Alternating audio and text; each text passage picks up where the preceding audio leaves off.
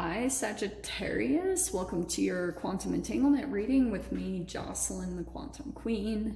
This is for Sagittarius, Sun, Moon, or Rising. And as always, welcome to my, oh no, not cross watchers. Keep in mind that these are general messages, and if you guys are wanting to book a one-on-one, my website information is down below. They are still booked up, but they will open up very soon. So you can either wait until I announce it on the channel, or you can go subscribe to my website, and that way you'll get first dibs to know, because they will fill up quickly, just FYI. And just wanted to say thank you for liking, subscribing, and thank you for all of your good karma donations. So let's dive in. This is for September's energy. We're going to go over planets. As you guys know, these are my astrology readings. So that's what we're going to be diving into, is kind of the overall energy entanglements that you'll be going through over the next month. Okay, so Sag, let's see. We're going to start with an overall archetypal energy and then go from there. If you want to jump out. Oh, that's the one. Why? Oh, no way. Okay, I've actually been getting this. So you have the storm, Sag. Like, not surprised at all, because Mars is going retrograde this next month. So you guys might be feeling as though there's a storm brewing, okay? And I don't want it at all to freak you guys out. It's more in preparation, right? Because that's why we do this stuff. We prepare for energies. So Mars is going retrograde in your 5th house, which could be connected to 5th house is obviously going to be about your hobbies, your maybe a sports, it's your creative expression, and it can be love affairs. So it can be dating or more like a little bit more intimate relationships. So there could be a connection there that you guys might feel as though there's like a storm brewing, or there's some possible conflict, because Mars retrograde is going to be like a very fiery energy. And with a retrograde, it's going to feel a little bit like things aren't moving that forward that quickly. It'll just take more effort. So you guys might be working on something creatively. So let me dive into the energies really quick here, because these are jumping out immediately. Okay, so Sag, you have the Queen of Pentacles first, and you're coming in your 1st house. So the way you're going to be seeing yourself this next month, very focused on finances, okay? Also, it's kind of like if there's some conflict or things coming up, you're just ultra focused on your routines, things that you do.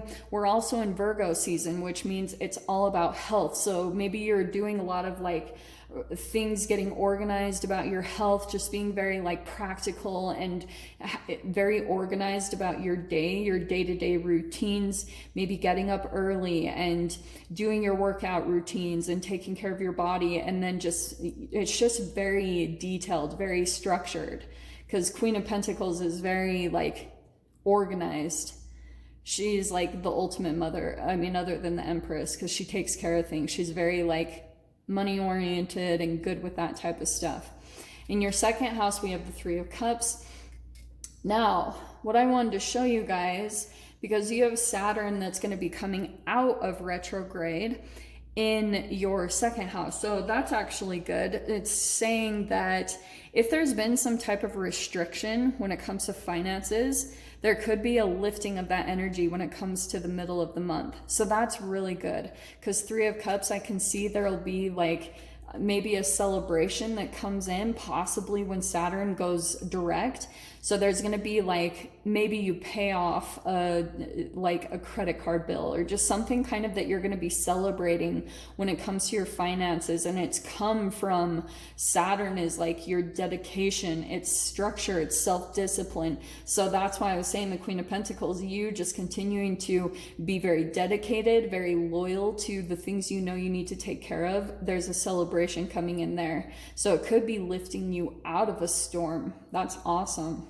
In your third house, we have the Eight of Wands, which is hilarious because that's the house of communication. So there could be a lot of communication that you're doing over the internet, or just watching a lot of things on YouTube, or there's just a lot of fast movement, like fast moving energies. Maybe even someone that you're communicating with over text or email or something like that. There's a lot of stuff coming in there, and it could be connected to, like, you feel like you're kind of moving away from some type of potential storm that could be coming in. And so now you're making arrangements here about some fast movement. This can also be travel too. You have in your fourth house, look at that, the four, clarifying the fourth house, you have the Four of Swords. So you could be like doing a lot of things. This is meditation, and this is your fourth house, which is home and family. So I would just say that throughout this next month, you might be taking a lot of time to yourself, or going to a particular place to just go sit and heal, and just to like kind of restore yourself, come into peace and balance. Because yeah, I kind of get the sense like, don't even go near this. If you feel like a storm is coming, then just get the heck away from it. There might be fast movement that comes in, and almost like, oh, it's like the universe is kind of coming in to pull you out of a situation before a storm comes in to happen. Shit, that's like some divine intervention, Sag. In your fifth house, wow, look at that. The five is clarifying the fifth house. So there could be some, this is that fifth house. That's what I was talking about. This is where Mars is going retrograde. So there could be a certain relationship that tries to come in, and that is straight up mind games, manipulation, gaslighting. So there could be a particular relationship that, like, there's some maybe automatic conflict that you have with a particular person, and there you are just like moving yourself away from that. Four of Swords, just maybe going into retreat, or, you know, having a place that you can go to just heal yourself and get really grounded. In your sixth house, wow, okay, we have the Seven of Swords. So this is the Virgo house. That's what I was talking about when it comes to your health, certain things that you're doing for your alchemization. So with that coming in, sorry guys, with that coming into the seventh house, there could be some type of either an energy vampire, or that could be connected to self-deception. It's one or the other. So there could be certain things that you might not be completely honest with yourself about your health, or some of you guys, there could be things externally or internally that are taking your energy, and taking a look at those things and really putting practical application to taking care of this. Because I kind of get the sense that you guys might be aware, or maybe there's some understandings that you come to possibly through this communication, where you start to understand something that's either been depleting your health, whether that's a person or something internally, and then approaching it, really like diving in and taking care of it, which might bring up some emotions. I wouldn't be surprised.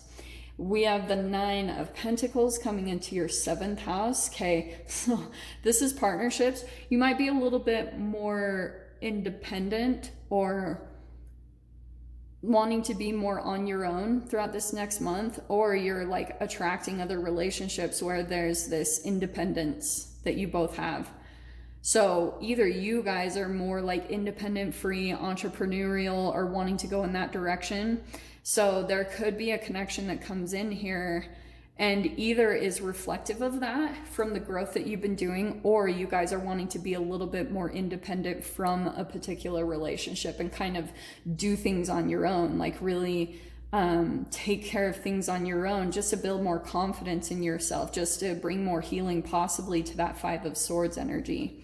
In your eighth house, we have the Six of Wands. That's awesome. So that is eighth house, Scorpio, death, sex, transformation, taxes. There's something victorious coming in for you this month. I love that that came in. So it could be,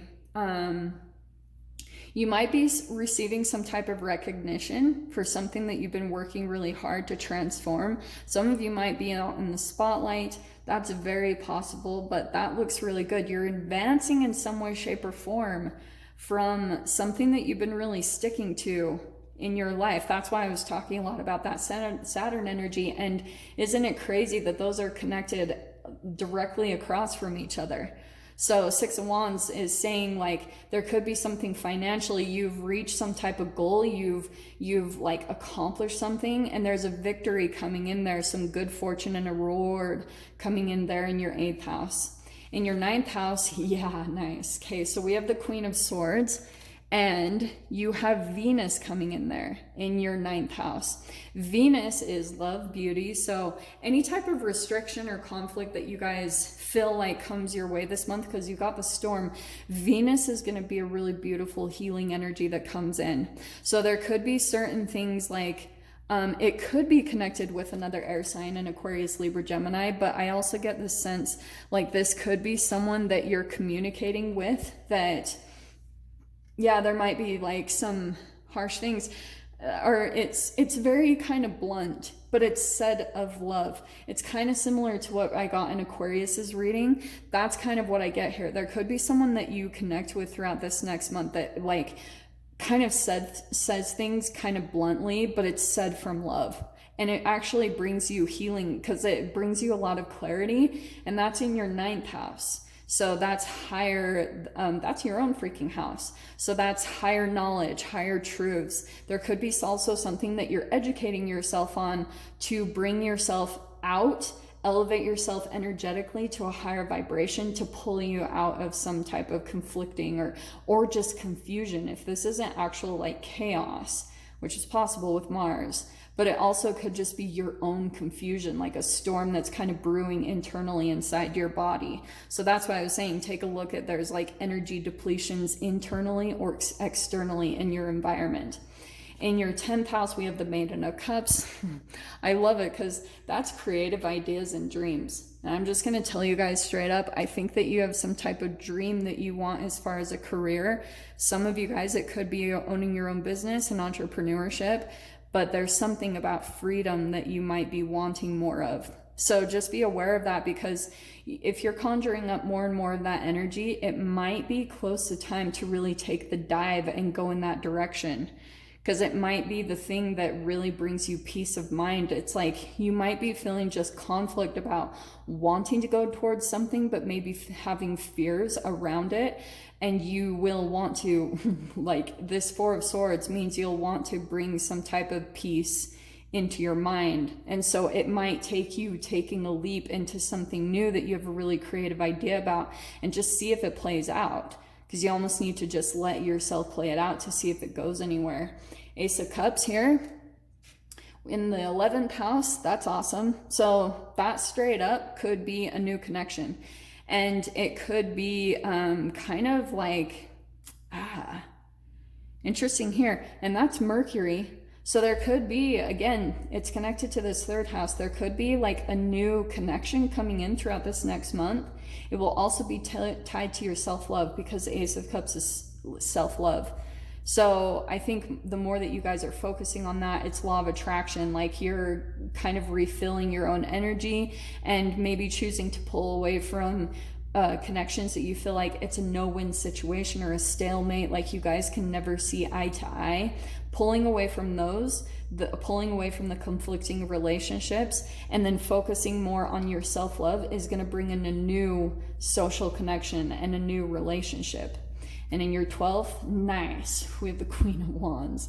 This is awesome because it's connected to over here, and I feel like once you really kind of put your thumb on this thing that you feel like could be detracting your, like it's been pulling at your energy probably for a while. And once you come to this realization and you're understanding, you're like, yeah, this is the thing that's been depleting me. All of a sudden, you're going to have this energy and drive to really overcome this thing. That's the positive thing about this Mars energy. Like all of a sudden, you're going to have the willpower just based off of what you've been dealing with over the past, maybe your whole life or the past few years. Like you're pulling out of a storm. And now that you're diving into this thing that you know depletes your energy, you're like, boom, okay, I'm going to annihilate this thing. I'm going to get it the freak out of my life. And that's what's going to put this storm to an end. This is the entanglement of everything, how everything is connected in your life, is just taking a look at that house right there.